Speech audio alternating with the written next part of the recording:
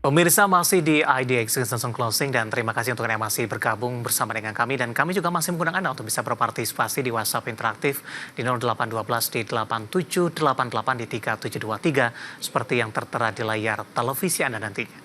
Dan sebelum kita lanjutkan perbincangan pemirsa, kita akan coba lihat terlebih dahulu 4 saham pilihan yang direkomendasikan dan mungkin saja bisa menjadi referensi untuk Anda, dan lagi-lagi keputusan investasi tetap ada di tangan pemirsa IDX Channel.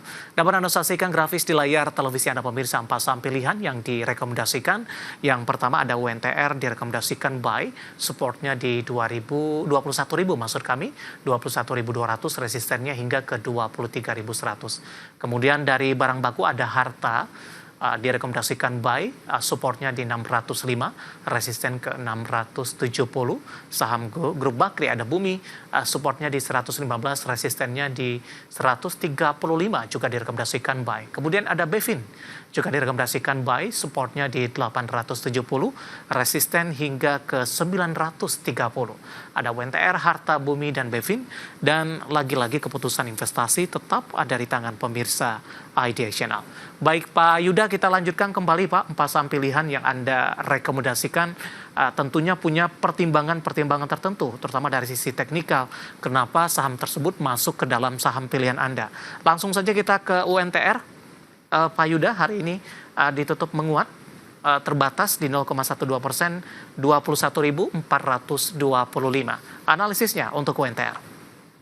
Oke, kalau analisisnya saya melihat dari teknikalnya itu UNTR cukup menarik ya, apalagi kalau kita melihat dari weekly chart-nya. Kita melihat dari pergerakan untuk jangka yang panjang ya, karena saya melihat bahwa saham UNTR ini lebih cocok untuk swing trading jangka panjang atau sampai jangka menengah. Di sini dilihat bahwa UNTR ini berada di area support ya. Area supportnya itu adalah di harga 21.200. Ini cukup dekat dengan harga sekarang. Jadi saya bisa dibilang ini adalah saham yang cukup low risk. Kemudian dari indikatornya, saya menggunakan stok RSI dan juga MACD, itu ada potensi hampir membentuk golden cross. Dan kalau teman-teman tahu di sini, kalau golden cross itu adalah menandakan bahwa saham ini ada potensi kembali uptrend. Nah, ini salah satu menjadi sentimen yang cukup menarik untuk kita investasikan saham kita, uang kita di UNTR ya. Salah satu yang cukup menarik untuk trading.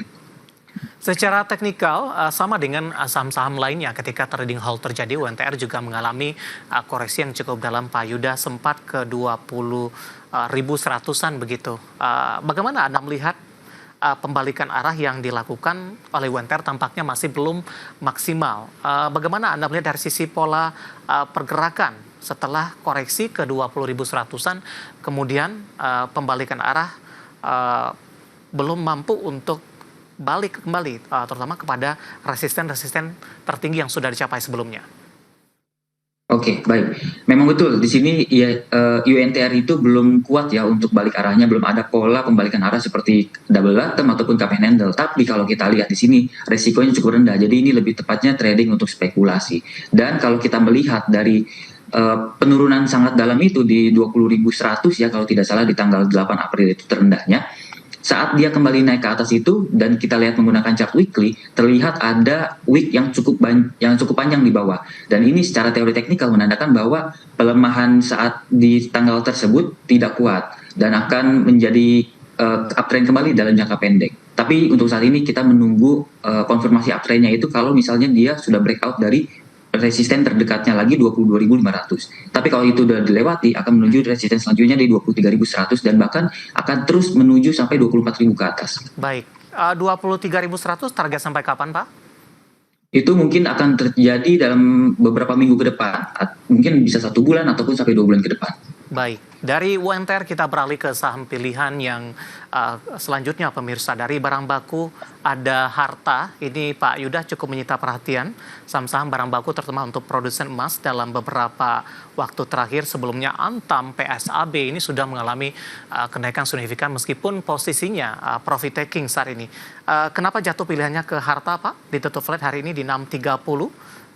Oke, kenapa saya pilih Harta? Karena menurut saya ini yang cukup lagging. Di mana saham-saham emas yang lain udah pada naik tinggi seperti BRMX yang naik cukup lumayan juga tadi pagi. yang juga tadi siang diangkat naik, kemudian PSAB yang dari kemarin sudah naik tinggi, kemudian ada saham Antam yang sudah dari 8 April naik sampai 100% lebih ya. Tapi harta ini belum naik signifikan. Padahal kalau kita lihat laporan keuangannya, dia itu dalam kuartal 1 2025 naik sekitar 45% year on year. Ini cukup menarik. Dan juga sentimen yang lainnya adalah Harta Dinata ini sudah kerjasama dengan Bank BSI sebagai Bank Gulion.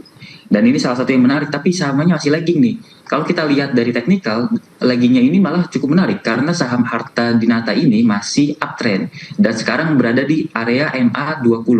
Mungkin ini adalah salah satu kesempatan kita untuk beli saham Harta Dinata dan ada potensi menguat. Dan saat menguat kita bisa jual dan kita bisa untung. Baik, harta termasuk defensif tidak sih Pak dari chart yang saya pegang ini? Waktu April tidak mengalami koreksi dalam seperti saham-saham lainnya? Betul, betul. Saat bulan April, saat banyak saham yang turun dalam, dia turunnya cuma sangat sedikit sekali, bahkan langsung lompat sangat tinggi. Baik, peluang kembali ke 700-an untuk harta? Ada potensi sangat kuat, karena kalau kita melihat dari indikatornya, indikator stok RSI dan juga MACD yang saya gunakan, ini ada potensi golden cross, dan kalau golden cross terjadi, harta bisa naik yang cukup kuat, bahkan bisa lebih dari 700 Pak, sampai 730 juga bisa. Baik, penutupan hari ini flat di 630, di mana secara intraday melemah ke 615, level tertinggi hari ini di 640, dan lagi-lagi keputusan investasi tetap ada di tangan pemirsa IDA Channel. Kita beralih ke saham pilihan yang ketiga, selain harta ada juga Bumi ini, dan juga direkomendasikan buy. Saya ulang kembali, supportnya di 115, resistennya di 135. Analisis untuk Bumi, Pak Yuda. Oke, kalau untuk Bumi memang masih menarik juga karena kalau saya menggunakan teknikal, di sini Bumi itu sudah berada di atas MA20, MA50 dan juga MA200. Kalau suatu saham berada di atas ketiga MA tersebut dianggap sebagai saham yang sedang uptrend. Nah, Bumi ini masih uptrend, bisa terhitung masih uptrend dan masih ada di dekat dari area supportnya ya. Jadi masih cukup menarik, masih sangat low risk dan masih ada potensial upside yang cukup tinggi. Jadi menurut saya ini cukup menarik untuk kita pantau sama-sama di saham Bumi. Baik, rekomendasi buy di level berapa Pak? Support dan resistennya untuk Bumi? Oke, kalau untuk supportnya berada di harga 115, untuk resistennya bisa sampai ke 135. Baik, penutupan hari ini di 123. Lompatan yang terjadi untuk Bumi juga sudah cukup signifikan, tertekan dalam di April. Sudah terlihat perubahan pola tidak untuk Bumi, jangka pendek dan menengah, Pak Yuda? Oke, kalau kita melihat untuk perubahan pola, ada Pak. Karena kalau kita lihat dari November 2024, Bumi itu udah turun dalam dari tertingginya di harga 170-an, terendahnya di bulan Maret 2025 sampai di level 75, dan ada break dari downtrend, ada potensi kembali uptrend, dan ada pola cup and handle juga, atau lebih tepatnya inverted head and shoulders yang saat itu break di 115. Nah, ini salah satu alasan kenapa support 115 ini menjadi salah satu support yang cukup menarik untuk dipantau karena dia break dari pola inverted head and shoulders dan juga di atas dari MA20-nya. Baik, kalau skenario-nya kita tidak sama-sama mengharapkan sebenarnya kalau jebol di 115 ini. Oke, kalau jebol di bawah dari 115, ada potensi Bumi itu akan menuju ke level di 108 atau 110 dulu. Baik, analisis untuk Bumi saham pilihan yang ketiga, dan lagi-lagi keputusan investasi tetap ada di tangan pemirsa IDX Channel. Kita beralih ke saham pilihan terakhir Pak Yuda, ada Bevin. Anda juga rekomendasikan buy, saya ulang kembali, supportnya di 870, resisten hingga 930. Analisis Bevin direkomendasikan buy di level berapa? Oke, kalau saya rekomendasikan buy-nya di harga sekarang sudah mulai menarik karena dia di dekat dengan area supportnya.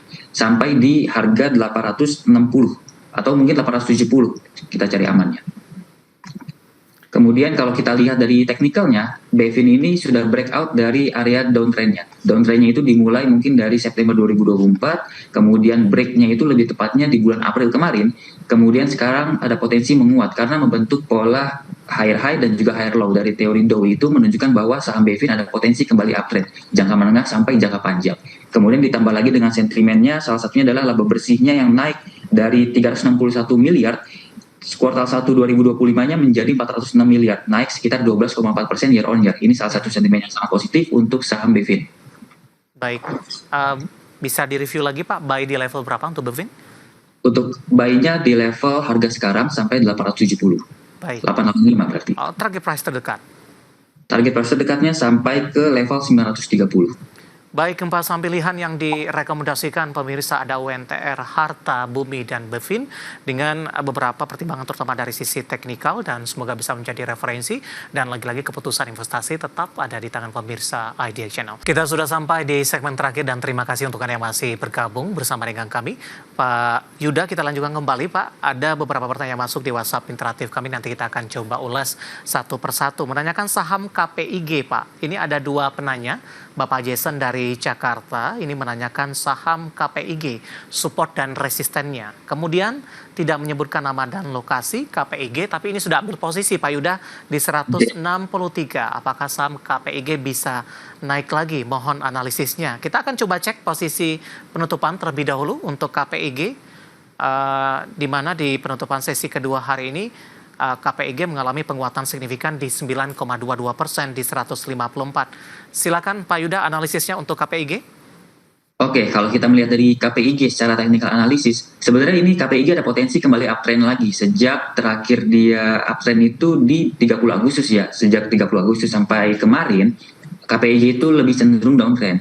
Tapi tepat kemarin banget, hari kemarin di tanggal 4 Juni, KPIG itu breakout dari area yang cukup menarik di atas EMA 200 ditambah dengan pola dari cup and handle. Ini menunjukkan bahwa KPIG ini akan kembali uptrend. Dan untuk Bapak tadi yang beli di harga, ada posisi di harga 163, ini mungkin masih bisa di hold dulu karena ada potensi kembali menguat lagi untuk KPIG. Resistennya akan kemana Pak? Untuk resisten terdekatnya mungkin akan ke 170. Baik, dengan posisi 154, ambil posisi di 163. Mungkin support yang bisa diwaspadai untuk mengamankan posisi yang ada saat ini. Kalau support mungkin lebih di harga agak jauh ya. Support dari KPIG di harga 141. Ini adalah support dari KPIG yang terdekat. Baik, untuk KPIG ditutup menguat 9% di 154 dan sekaligus menjawab dua pertanyaan yang sudah masuk di WhatsApp interaktif kami. Baik, kita beralih ke pertanyaan selanjutnya Pak Yuda. Ada Bapak Dedi dari Padang, Sumatera Barat. Terima kasih juga sudah berpartisipasi. Kali ini menanyakan saham MTEL Pak, jangka pendek dan panjang. Arahnya akan kemana? Kita akan update juga posisi penutupan hari ini melemah 2,46% di 595. Silakan Pak Yuda untuk MTEL, jangka menengah dan panjang. Oke, jangka menengah sampai panjang. Kita melihat dari jangka panjangnya terlebih dahulu kali ya. Jangka panjangnya itu MTEL ini masih downtrend. Sejak IPO, MTEL ini masih downtrend ya. Downtrend itu mungkin dari 800-an, sekarang masih di level 595. Dan ini polanya itu di Dow Theory, ini adalah pola downtrend, membentuk lower low dan juga lower high. Terakhir tertingginya itu adalah di pertengahan Mei, di level harga 670 sampai 680-an, dan sekarang ada potensi kembali koreksi lagi kalau kita lihat ya, karena berada di bawah dari MA20, MA50 dan juga MA200. Mungkin kalau MTEL lebih baik wait and see dulu karena ada potensi masih koreksi dulu ini. Baik, 565 melemah di 2,46%. Kita beralih ke pertanyaan selanjutnya. Bapak Purnomo tidak menyebutkan lokasi, menanyakan saham SMGR Pak, arahnya akan kemana setelah Kumdet? Oke, kalau kita melihat SMGR, pergerakannya ini malah cukup menarik ya. Seharusnya ini ada potensi kembali uptrend. Karena kemarin itu lebih tepatnya di tanggal 22 Mei atau 26 Mei, breakout dari pola double bottom. Ini adalah salah satu pola yang menunjukkan bahwa reversal trend dari downtrend menjadi saham yang kembali uptrend. Jadi ada potensi SMGR ini akan menjadi uptrend kembali sih Pak. Baik, bagaimana Pak arahnya untuk membalikan arah ketika setelah Kumdet dari pertanyaan Pak Purnomo tadi? Oke, kalau setelah Kumdet sebenarnya masih ada potensi kembali naik lagi. Seperti itu. Kemarin Kumdetnya juga hanya kecil ya penurunannya, sekitar 1,8% lah. Baik. Kecil. Kita ke Lampung Pak Yuda, ada Bapak Joshua Nainggolan, terima kasih sudah berpartisipasi, menanyakan saham MAPA Pak. Ya, MAP Aktif Hadi Perkasa Tbk, entry ideal di harga berapa? Penutupan hari ini melemah di 700. Oke, kalau kita melihat dari entry potensial, sepertinya lebih baik tunggu sampai ke level 650. Di situ adalah support dari MAPA. Karena saat ini MAPA tidak berhasil break dari resisten ya. Resistennya itu sebenarnya di 770. Tapi kan kemarin tidak berhasil di break dan ada potensi koreksi dulu sampai ke 650. Baik, buy on support ya Pak? Buy on support, betul. Baik, 650 penutupan hari ini melemah 2% di level 700. Kita beralih ke pertanyaan selanjutnya, Bapak Robert dari Maluku menanyakan saham Toba, Pak. Saham Tobanya sudah ambil di 350 entry-nya. Penutupan hari ini tertekan cukup dalam di 3%. Profit taking sepertinya, intraday hari ini sempat ke 645. Analisis Anda untuk Toba? Oke, untuk Toba sebenarnya betul. Ini adalah saat yang tepat untuk taking profit. Apalagi Bapak ini kan sudah beli dari harga yang cukup murah ya, di harga bawah ya. Jadi tidak ada salahnya untuk taking profit karena hari ini itu membentuk candle yang cukup kurang bagus. Dia itu membentuk wick atas yang sangat panjang ditambah dengan candlenya warna merah. Ini pertanda bahwa banyak aksi jual yang terjadi di saham Toba hari ini. Dan ada potensi mungkin akan terus koreksi sampai ke level 460-an ini. Baik. Semenjak April kenaikannya juga sudah cukup signifikan ya Pak untuk Toba. Ketika ada ruang pelemahan yang masih terbuka cukup lebar ke bawah, profit taking direkomendasikan. Buyback nanti di level berapa, Pak Yuda? Buybacknya lagi mungkin di level 460-an. Atau mungkin kalau kita bisa lebih berani di 470 udah bisa kita koleksi kembali. Baik, selanjutnya menanyakan saham Arto, Pak. Mau entry di harga berapa, support dan resistennya? Kali ini juga tidak menyebutkan nama dan lokasi dari perbankan digital. Oke, kalau kita melihat dari teknikalnya, ini ada area support untuk Arto di level harga area ya. Saya membuat areanya di 1525 sampai dengan di area 1550. Ini adalah area support untuk Arto. Jadi saya lebih merekomendasikan wait and see dulu. Kita tunggu sampai ke 1550. Nanti teman-teman bisa buyback di sana. Baik, penutupan hari ini di 1665 menguat di 0,60%. Tidak menyebutkan nama dan lokasi. Kita beralih ke pertanyaan selanjutnya Pak, menanyakan saham Goto. Tidak menyebutkan nama dan lokasi juga. Arahnya peluang paling tidak ke level 70 untuk Goto. Oke. Kalau kita lihat benar ada potensi Goto itu kembali ke level harga 70. Cuma kalau kita melihat dari supportnya sekarang ada di level harga 58 sampai dengan harga 60. Ini cukup menarik ya. Sekarang itu cukup dekat harganya, jadi bisa terbilang low risk. Dan juga penurunan ini sudah terjadi dengan low volume. Artinya adalah aksi jual investor itu sudah mulai berkurang. Dan kalau ini terjadi, bisa jadi minggu depan ataupun 2 minggu kemudian akan terjadi pembelian kembali oleh investor. Dan harga saham Goto bisa naik kembali sampai ke level 70. Rekomendasinya Pak dengan koreksi hari ini di level 61? Saya rekomendasikan untuk buy on weakness saja di area 58 sampai harga 60. Daya tahan Goto masih tertahan di 60-an Pak, belum sampai ke 58 paling tidak dalam beberapa waktu terakhir. Ini menandakan sinyal positif? Betul, ini menandakan sinyal positif ya, supportnya sudah terjaga dan ada potensi kembali uptrend. Baik, selanjutnya menanyakan saham BRIS Pak, ada Bapak Henry dari Jakarta. Analisis dan rekomendasinya, support dan resisten terdekat.